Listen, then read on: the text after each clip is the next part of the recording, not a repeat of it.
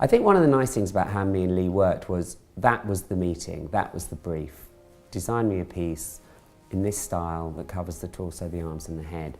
And I literally went off and did that. And Lee didn't see the piece literally till 3 days before the show.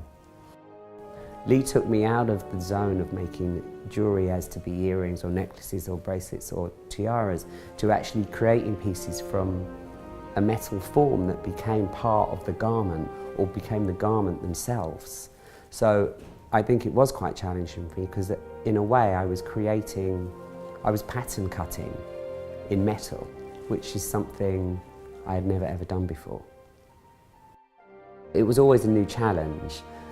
And I think with the short deadlines and the time, it was always quite daunting. Whatever decision you made, whether it be design or ordering components or metals or materials, you had to get that right because you didn't have time to reorder. Once we were asked to recreate the piece, my first reaction was of panic because I was like, where are the molds? Where are the original masters? Where are the original molds for these pieces?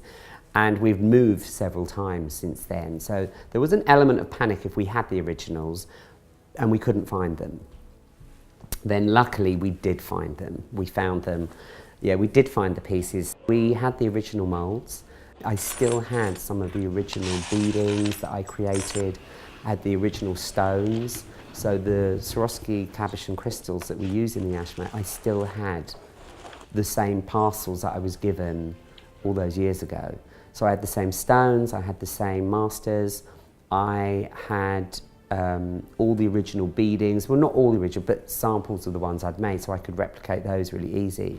The only thing I didn't have was the nose and the eyebrow because there was no original mould for that because that was originally carved by Annika in wax and then cast straight to aluminium. So that was a one-off, as to say.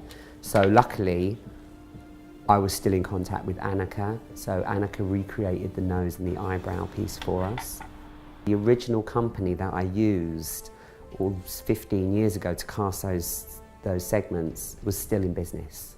So I approached them again with the original masters and we cast all the pieces again. Thank God for photography because we have great images of the piece in many different angles. When I created the piece back in the late 90s, I had to work out every single piece bit by bit. To look at the piece and recreate it and see it forming back to how it was, it's very exciting and very rewarding and kind of memorably, the memories of it make me